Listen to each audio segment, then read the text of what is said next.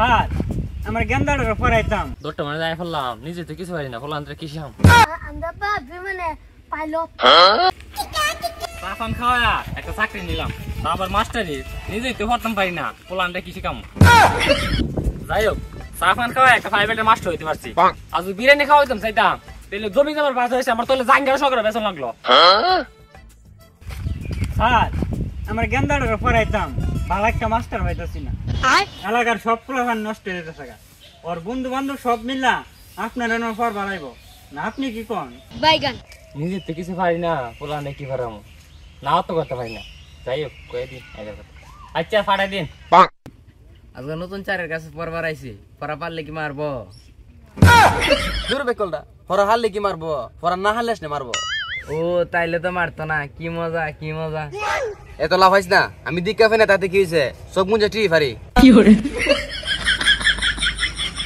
বাচ্চারা তোমরা সুজা হয়ে বসো মাস্টার আইছে দৌড়টা মানে যাই ফেললাম নিজে তো কিছু পারি না ফলান্তরে কি শাম এই বাচ্চারা তোমরা সইতে লাগবে না সোজা হবো আগে তোমার সাথে পরিচিত হলোই ছেলে আগে তোমার সাথে পরিচিত হবো তোমার আব্বু কি করে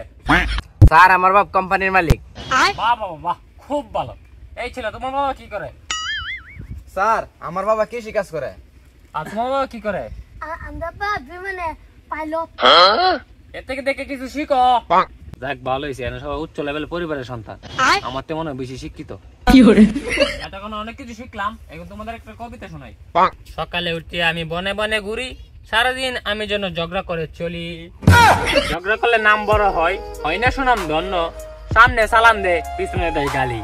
বলো বাচ্চারা কেমন হয়েছে কবিতাটা স্যার এটা কবিতা কইলেন না গান কইলেন